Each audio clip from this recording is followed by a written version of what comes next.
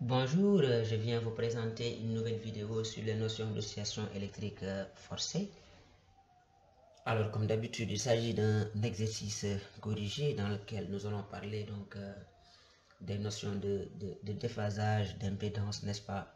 Dans cette vidéo, on aura également branché correctement un oscilloscope pour visualiser simultanément la tension aux bornes de deux dipôles, donc à savoir un générateur, n'est-ce pas? Une résistance. Nous verrons également comment faire la représentation de Fresnel et déterminer les caractéristiques, n'est-ce pas, d'une bobine. Alors donc c'est parti.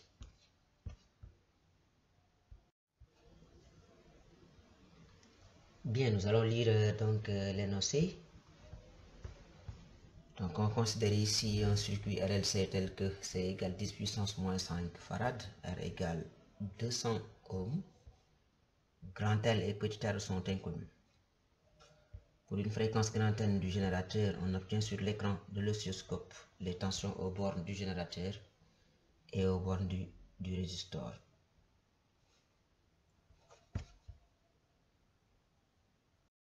Bien, voilà donc la courbe. Voilà également le montage. Le montage comprend un GBF, un résistor de résistance grand R, une bobine LR, un condensateur de capacité C et un ampèremètre. Alors nous avons ici donc deux courbes, donc une courbe ici qui est UR et une autre courbe qui est U de T, donc U au borne du générateur et UR de T au borne de la résistance. Alors voilà donc les sensibilités donc de l'oscilloscope sur la voie.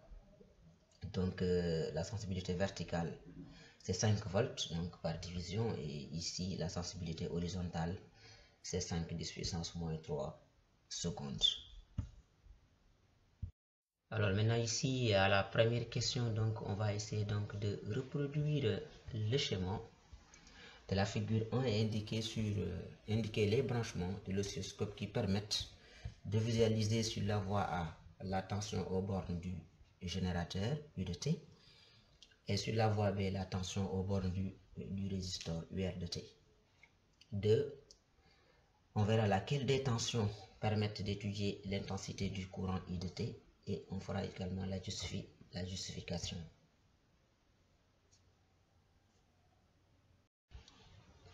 Ensuite, nous allons déterminer à la question suivante, donc question 3. 3.1, la fréquence N de la tension aux bornes du générateur. En 3.2, nous allons déterminer le déphasage de la tension aux bornes du générateur par rapport à l'intensité du courant. À la question 3, nous allons déterminer les valeurs maximales U max de U de T et UR max donc de UR de T.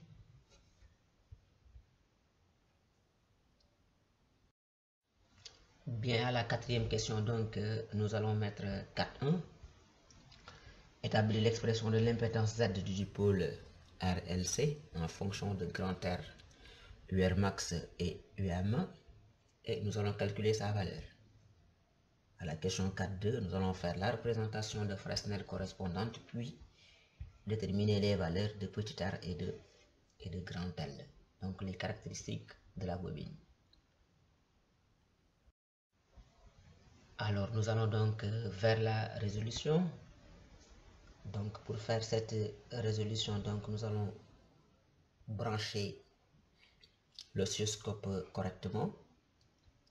Alors pour brancher correctement l'oscilloscope, là on visualise la tension au borne du générateur au niveau de la voie A.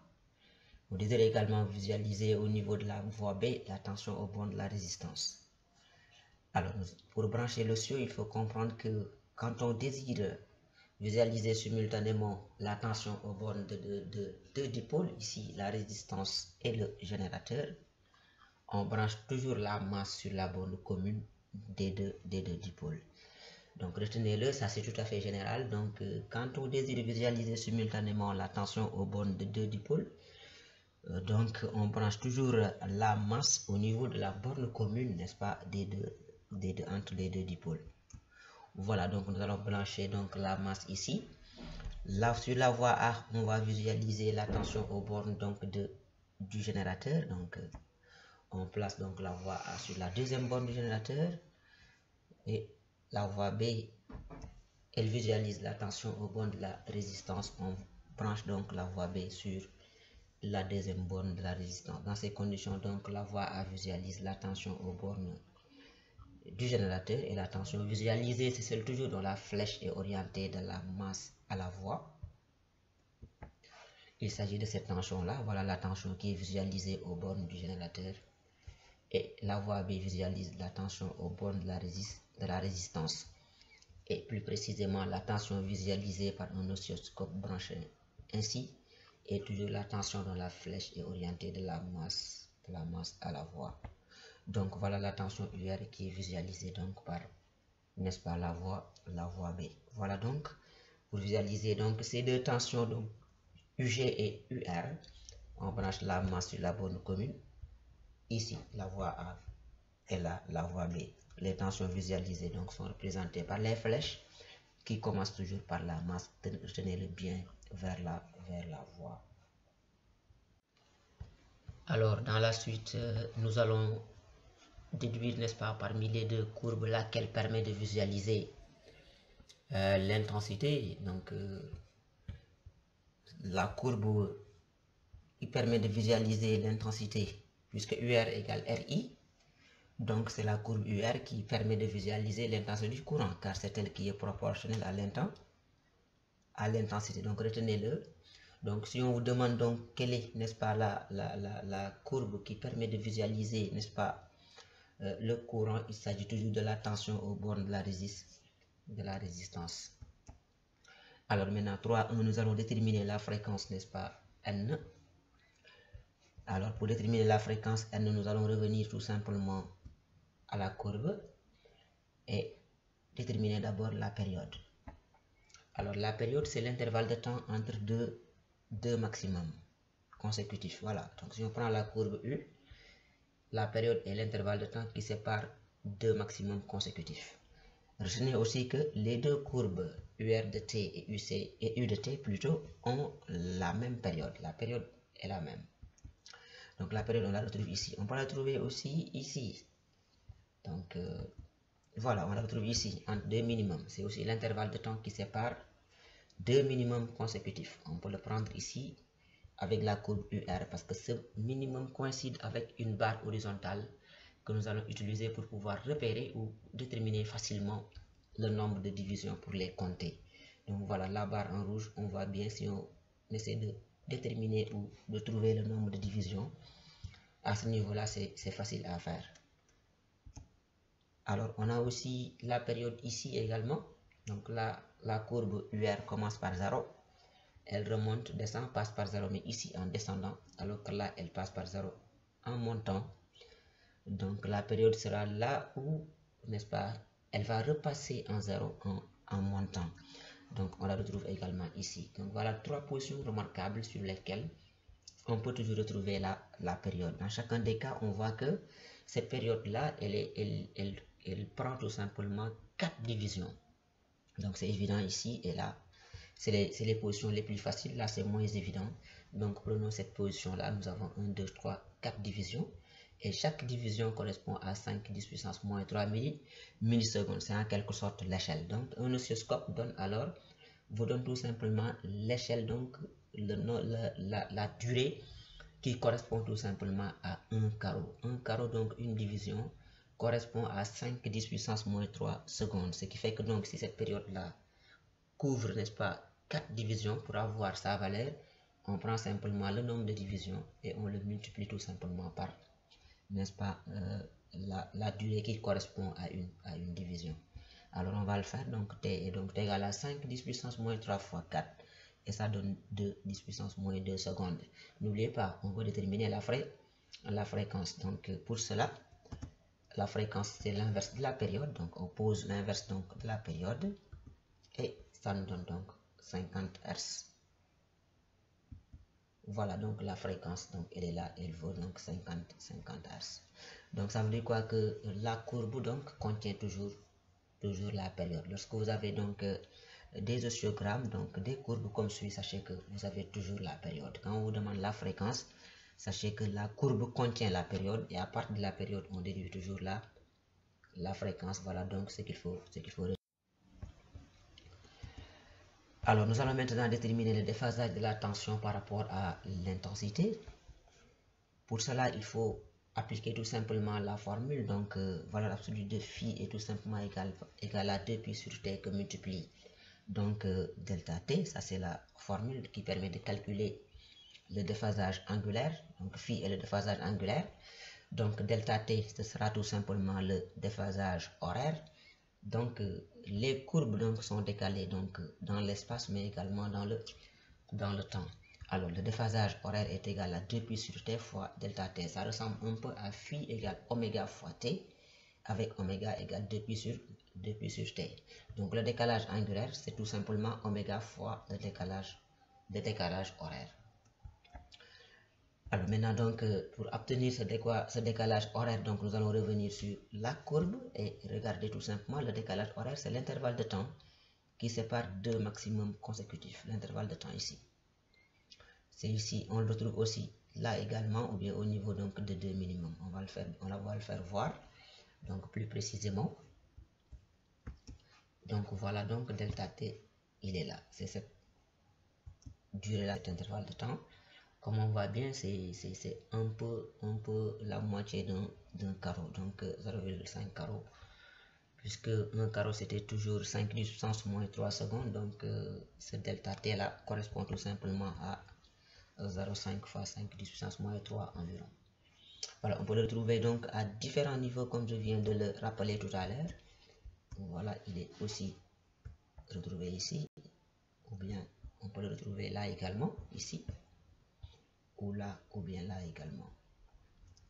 Voilà, donc ça le delta t. Maintenant la période, donc on peut tout simplement la faire réapparaître. Nous l'avons calculé tout à l'heure, donc en faisant 4 fois 5 puissance moins 3. Donc maintenant on peut faire l'application donc numérique. Le delta t lui correspond à 0,5 division, le t correspond à 4 divisions. Donc la valeur absolue de phi, c'est tout simplement 2pi que multiplie 0,5 sur 4, et ça nous donne donc valeur absolue de phi est donc égal à 4pi donc en radian. Maintenant on va se dire que donc il va nous rester donc à trouver tout simplement le signe de phi. Pour trouver le signe donc de phi, il faut que l'on ait parmi les deux grandeurs que l'on connaisse celle qui est en avance. N'oubliez pas, on cherche le déphasage de la tension par rapport à l'intensité. Elle correspond à phi de u moins phi de i. Alors ce déphasage là, il est positif si la tension est en avance, mais il est négatif si l'intensité est en avance. Maintenant, nous allons montrer comment faire pour connaître parmi les deux courbes laquelle est en avance. Nous allons le découvrir donc. Pour connaître le signe de phi, on détermine donc laquelle des grandeurs. Maintenant, comment reconnaître la courbe qui est en avance? Pour cela, nous allons tout simplement reprendre la courbe et prendre tout simplement la main et le doigt. Donc pour savoir donc quelle est la courbe donc qui est en avance, on va regarder donc deux maximums consécutifs. Donc regardez bien sur la courbe. Donc on regarde donc deux maximums consécutifs, ce maximum là et celui-là. Et maintenant on prend le doigt tout simplement de la main et on va déplacer le doigt jusque là. La première courbe qu'on va rencontrer, n'est-ce pas, en déplaçant le doigt comme ça, la première courbe que vous allez rencontrer est la courbe qui est en avance. Comme le dit donc cette main, l'astuce c'est ça, donc suis-moi, il est en avance. Donc on va suivre cette main, elle va nous montrer donc la grandeur qui est en avance. Donc suivez-la bien. Donc voilà, donc la main donc se déplace. C'est comme ça que vous faites toujours. Voilà. Très bien, elle va s'arrêter tout simplement sur la courbe qui est en avance. Donc suivez-moi, comme on le dit, il est en avance. Donc la courbe qui est en avance, elle représente tout simplement la tension au borne de la résistance, donc l'intensité, puisque l'intensité maintenant est en avance. Donc on reprend ça, vous allez voir tout simplement. Voilà. Donc pour trouver dans une représentation donc de deux oscillogrammes, pour trouver la courbe qui est en avance, il faut simplement déplacer la main, donc le doigt. Si vous déplacez le doigt vers deux maximums consécutifs, le premier que vous rencontrez correspond tout simplement à la grandeur qui est en avance. Alors ici, elle correspond à l'intensité, donc I est donc en avance. Donc le déphasage de la tension par rapport à l'intensité qui est phi de U moins phi de I, tenez bien, le déphasage de la tension par rapport à l'intensité, c'est phi de U moins phi de I.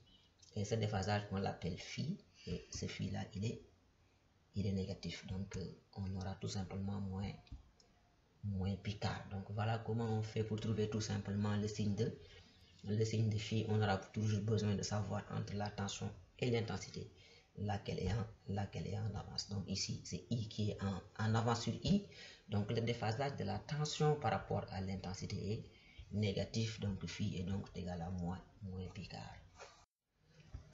Alors maintenant nous allons déduire les valeurs de Umax et de URmax. On va reprendre tout simplement les deux oscillogrammes. Donc pour avoir Umax, donc voilà, Umax c'est ça, on le repère ici ou là, et URmax on le repère par ici ou par là. Donc on va simplement donc là déduire les valeurs. Donc Umax lui va correspondre tout simplement à 2,8 division, on multiplie par 5, ça fait 14 environ, 14 donc volts Umax. Voilà. Et URmax lui c'est à peu près donc comme on le voit 1,8, donc division 1,8 ici URmax. Et n'oubliez pas donc ici dans la sensibilité verticale, chaque carreau ici c'est 5 volts, ça fait donc 1,8 ici, 1,8 division 1,8, on va multiplier ça par 5 parce que chaque division ici c'est 5 volts. URmax donc donne 1,8 fois 5, ce qui est donc égal à 9 volts. Donc URmax vaut donc 9 volts. Maintenant 4.1, nous allons donc déterminer l'expression et calculer, n'est-ce pas, Z. Alors nous allons maintenant déterminer donc l'expression et calculer l'impédance Z du circuit. Donc Z égale à Umax sur Imax. Rappelez-vous de la formule donc de Z2. Donc Umax sur Imax. Donc Umax on connaît, il faut qu'on détermine simplement Imax. On sait que URmax égale RImax. Imax est donc égal à URmax sur R. Donc Imax, rappelez-vous toujours Imax, on le cherche, n'est-ce pas, au niveau de URmax. Donc Imax, quand vous connaissez URmax, ça veut dire que donc vous connaissez donc Imax. Ça veut dire quoi? Qu'en quelque sorte donc l'oscillogramme contient en quelque sorte donc indirectement la valeur donc de l'impédance. Donc si vous avez donc deux oscillographes comme ça, sachez que vous avez aussi l'impédance. Vous avez Umax, vous avez URmax. Donc si vous connaissez R, on peut tout simplement calculer Imax. Donc URmax égale RImax, ce qui implique donc Imax égale URmax sur R. Donc Z est donc égal à RUmax donc sur URmax. Donc voilà l'expression donc de l'impédance Z.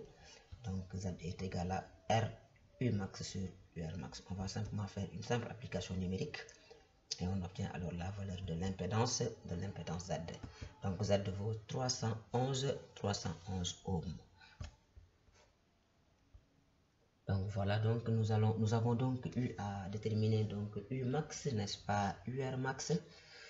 Donc Z mais également l'impé.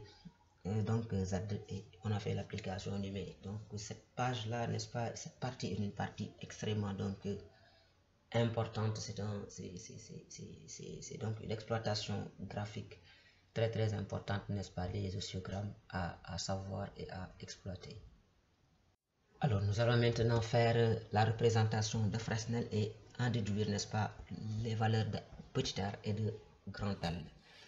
Alors pour cela donc on trace donc petit r plus grand R. Rappelez-vous, quand on désire faire la représentation de Fresnel, donc on peut le faire avec les impédances. Rappelez-vous, on peut aussi le faire en utilisant, n'est-ce pas, les valeurs efficaces des tensions. On peut aussi le faire en utilisant les valeurs maximales. Étant donné qu'ici, on aura pour objectif de déterminer, n'est-ce pas, les valeurs de petit r et de grand R, nous allons donc donner, n'est-ce pas, la représentation de Fresnel avec les impédances. Alors, avec donc les impédances, oui. Alors, nous allons mettre donc ici, on va tracer d'abord R grand R plus petit r. Voilà, on va donc tracer l'axe, n'est-ce pas, grand R plus petit r sur l'axe des phases. Voilà, ensuite on trace le vecteur L oméga donc qui a toujours pour phase pi demi. Rappelez-vous, L oméga c'est pi demi. Voilà, et 1 sur C oméga c'est toujours donc moins pi demi, 1 sur C oméga. Voilà, et maintenant on va tracer donc Z, dont l'origine est l'origine de R et l'extrémité n'est-ce pas, de 1 sur C oméga. Voilà, donc c'est ça qui va nous donner en bleu l'impédance Z du dipôle. Et ici, puisque I est en avance, donc l'intensité est là, l'intensité est représentée ici par le vecteur grand R correspondant grand R plus petit r, et la tension ici, lui, est représentée par l'impédance. Donc en quelque sorte, voilà le représentant de l'intensité et voilà le représentant de la tension. On voit bien que ici c'est l'intensité qui est au-dessus, donc l'intensité est en avance. Si l'intensité est en avance, on avait dit que donc phi est négatif, l'angle orienté I U est négatif. Donc c'est pourquoi on avait tout à l'heure moins pi sur 4 tout à l'heure. Alors maintenant, pour trouver donc R et L, on va déduire ces valeurs de cette représentation de Fresnel en utilisant tout simplement les relations trigonométriques. On va voir que ici, là, en ce point, celui-là et celui-là forment un triangle rectangle. Alors pour être plus commode, on va les appeler M, n'est-ce pas, P et Q. Donc ils forment un triangle rectangle en P. Alors les côtés sont grand R plus petit r. Ici c'est Z, là c'est donc L oméga moins 1 sur C oméga. Alors donc pour trouver donc petit r, on va prendre cos phi. Petit r c'est toujours cos phi qui donne ça. Cos phi égale grand R. Donc cos phi c'est le côté adjacent sur l'hypoténuse, le cosinus de phi. Voilà, donc le cosinus donc de phi est donc égal à grand R plus petit r qui est le côté adjacent sur tout simplement l'hypoténuse qui est Z. C'est pourquoi on écrit cos phi égale grand R plus petit r sur Z. C'est également une des formules, n'est-ce pas, qu'on vous a donné en oscillation forcée. C'est toujours une formule. Cos phi c'est toujours égal à somme des R sur Z. Alors ce qui donne donc, n'est-ce pas, plus des moins égale plus des extrêmes, donc grand R plus petit r égale Z cos phi. Et on transpose tout simplement, on a petit r est donc égal Z cos phi moins grand R. Par application numérique, on obtient alors petit r égale 20 ohms. Donc voilà petit r. Donc petit r vaut 20 ohms. Bien, maintenant il nous reste à déterminer, n'est-ce pas, la valeur donc de petit l. On reprend toujours la représentation de Fresnel. Voilà, on reprend la représentation de Fresnel qu'on a fait tout à l'heure. Alors sin de phi, cette fois-ci on prend sinus phi. Sinus phi c'est donc L oméga moins 1 sur C oméga, le tout sur Z. Alors sin phi il est négatif, hein? Sin phi il est négatif, c'est pourquoi on prend L oméga moins 1 sur C oméga. Rappelez-vous ici, on sait que 1 sur C oméga est supérieur à L oméga, mais L oméga moins 1 sur C oméga est négatif. C'est pourquoi de façon générale sin phi est toujours égal à L oméga moins 1 sur C oméga, le tout sur Z. Donc voilà, c'est donc ça sur Z, donc ça qui donne sin phi. Donc on fait la même chose que tout à l'heure. Pour les moins égale pour les extrêmes, on obtient L oméga moins 1 sur C oméga égale Z sur phi. Voilà. Donc L oméga égale Z sur phi plus 1 sur C oméga. On transpose et on obtient donc l'expression finale donc de L. Il s'ensuit donc une petite application numérique. Voilà. Et on obtient la valeur finale donc de L. Et c'est la fin donc de cette vidéo. Donc je vous remercie donc de votre attention. Donc n'oubliez pas de vous abonner donc à la chaîne pour recevoir donc les nouvelles vidéos. Et ça fait toujours un plaisir, n'est-ce pas, de vous servir. Je vous remercie.